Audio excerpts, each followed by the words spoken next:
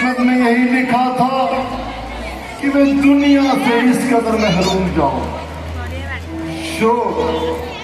इक्ष्वाकु वंश की समाप्ति के कलंक का टीका मेरे ही मनहूस माथे पर लगना था। हे नाथ, तेरे भंडार में किसी चीज की कमी नहीं, परंतु ये मेरी ही प्रारब्ध का दोष है। महाराज, आपकी ये हालत देख तमाम प्रजा का दिल बैठा जाता है। हर एक अपने अपने ख्याल के घोड़े दौड़ाता है, परंतु आज ये आपके चेहरे पर असाधारण सा उतार चढ़ाव कैसे हुआ? कृपा करके शीघ्र ही इस पहेली का समाधान करें ताकि हम सबके दिल को न्याय मिल सके।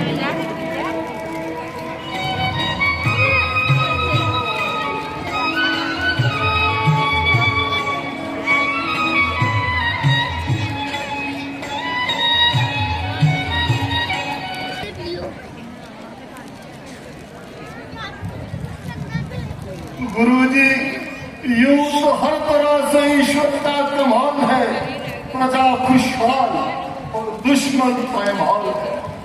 मगर एक ख्याल है जो हर वक्त मुझे तड़पाता रहता है कि जिंदगी का आखिरी हिस्सा भी अब खत्म होता जाता है, लेकिन आज तक मैं असली दौलत से महरूम रहा।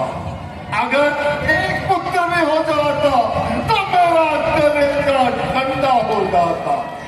आखिर कौन सी उम्मीद पर अपने आप को तसल्ली दूं? किसी ने सच कहा है,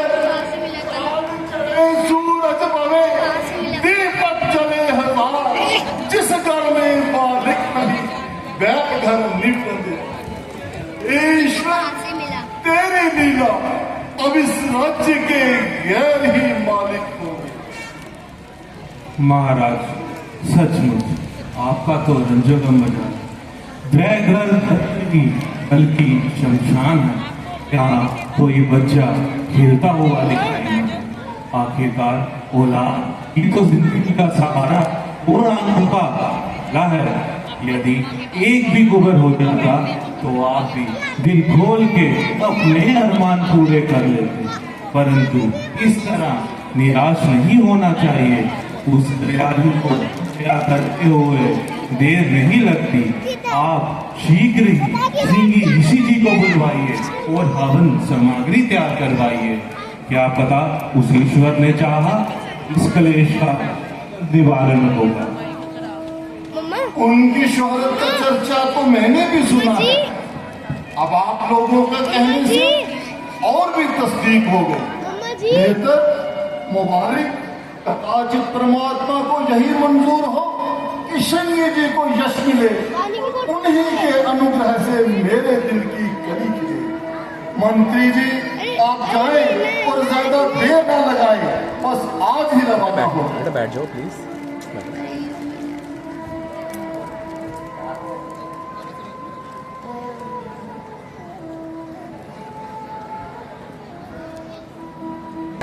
बहुत दिन हो गए मगर अब तक वापस नहीं आए और ना ही कुछ खबर दी। मेरे हिसाब से तो उन्हें कल आ जाना चाहिए था, वरना आज पहुंच जाने में तो कोई शक ही नहीं था। लेकिन मुझे तो आज का दिन भी खाली जाता प्रतीत होता है। मालूम नहीं कि शंगी जी उन्हें मिले भी हैं या नहीं। अगर मिल भी गए हैं तो उन्होंने आना भी स्वीकार किया है या नहीं। मैंने गलती की और सख्त गलती की जो मंत्री जी को भेजा। वास्तव में मुझे खुद जाना चाहिए था।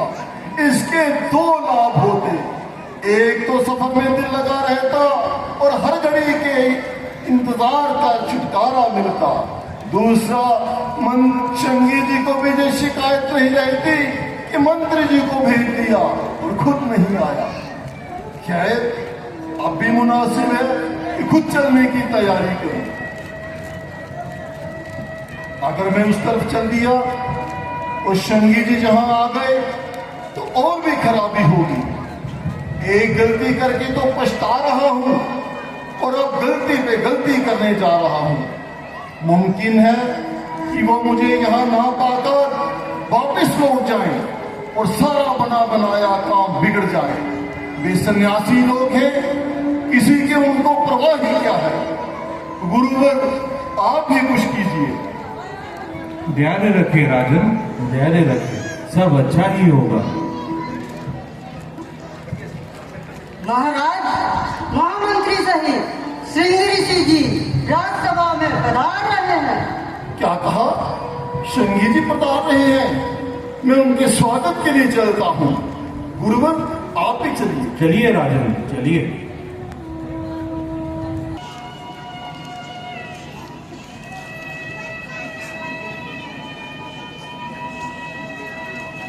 बहुत दिनों से ऋषि जी लगी हुई थी आस, दर्शन करके आपका मिटा सकल दुख त्रास, मिटा सकल दुख त्रास। ऋषि जी, धन धन भाग्य हमारे, दशरथ का घर हुआ पवित्र जब से आप पधारे। दो कर जोड़ नमस्ते करता, चरणों पड़ू तुम्हारे। हुई बहुत तकलीफ आपको, कष्ट उठाए भाई। मुनिवर, नमस्ते अर्ज करता हूँ। आपने बड़ी दया और कृपा की जो इस स्थान को शोभा दी। कई दिनों से आपके दर्शनों की अभिलाषा थी और मुझे पूर्ण आशा थी कि आप मेरी प्रार्थना को मंजूर फरमाएंगे और हमेशा के लिए मशकूर फरमाएंगे। खुद ना हाजिर होने के लिए सख्त शर्मसार हूँ और इसके लिए मुआफी का पासदार हूँ। चलिए, दरबार को सुशोभित कीजिए और सारे दरबारियों को दर्शन दीजिए। कुछ देर आराम करने के पश्चात सफर का थकान दूर होगा और फिर आपके दर्शनों से हमारा दिल मसरूर होगा।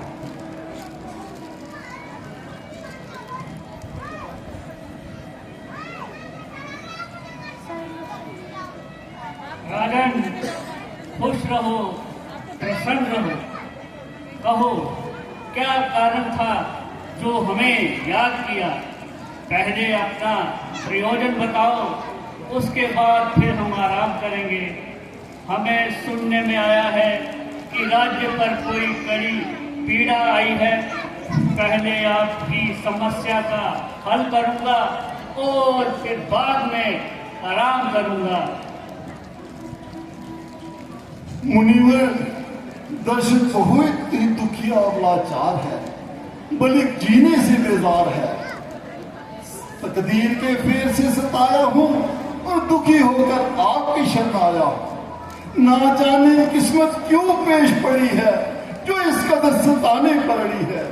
हो सकता है तो कुछ इमदाद कीजिए, वरना अपने ही हाथों से मुझे संन्यास दीजिए। दर्शक सब कुछ छोड़ने को तैयार है, सिर्फ आपके हुक्म का इंतजार है। राजन, कैसी बातें करते हो? तुम्हारे ये उल्टे सीधे फिक्रे मेरी समझ में नहीं आते। ये पहेलियां किसी और समय के लिए रखो और यूं व्यर्थ समय ना करो। इतनी देर से बातें कर रहे हो, परंतु सत्य कहता हूँ कि मेरे हाथ पल्ले कुछ नहीं पड़ा। आखिर समझदार हो, दाना हो, पहले तबीयत को टिकाओ और फिर कुछ बताओ। यदि आप पर कोई मुसीबत आई है, उसका समाधान हम निकालेंगे। ऐसे समय में जो डगमगाएगा, जग में फिर कभी भी सफलता नहीं पाएगा। पहले तोलो और फिर मुख से कुछ बोलो।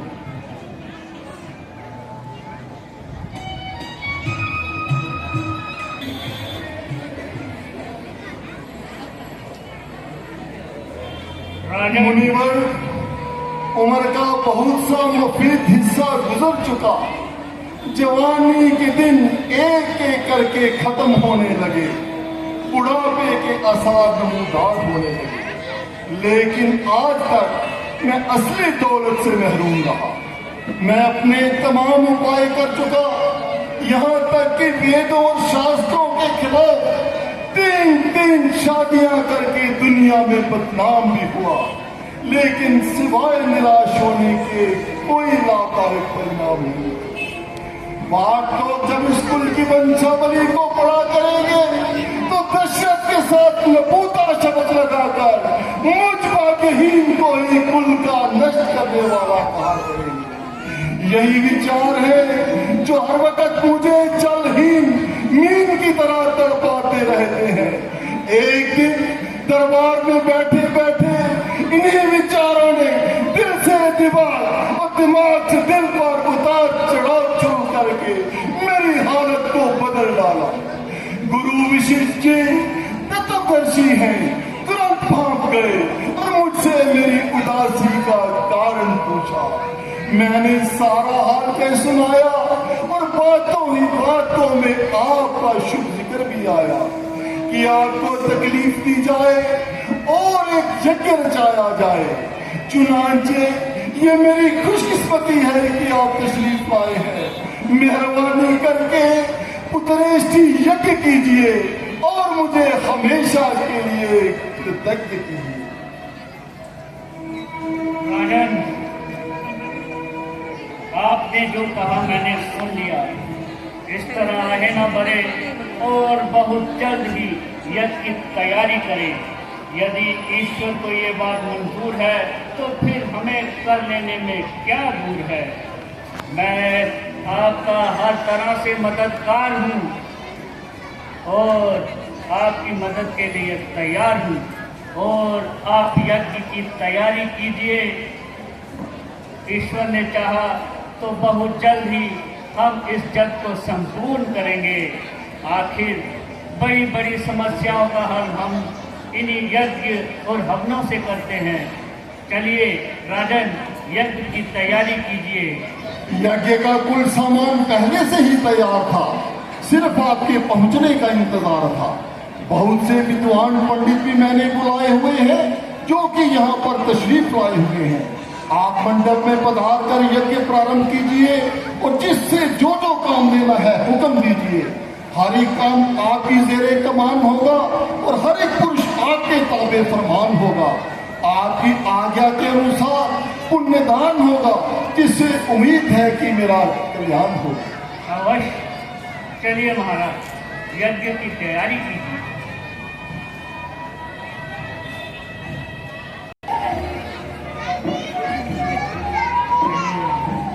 यज्ञ शुरू कीजिए।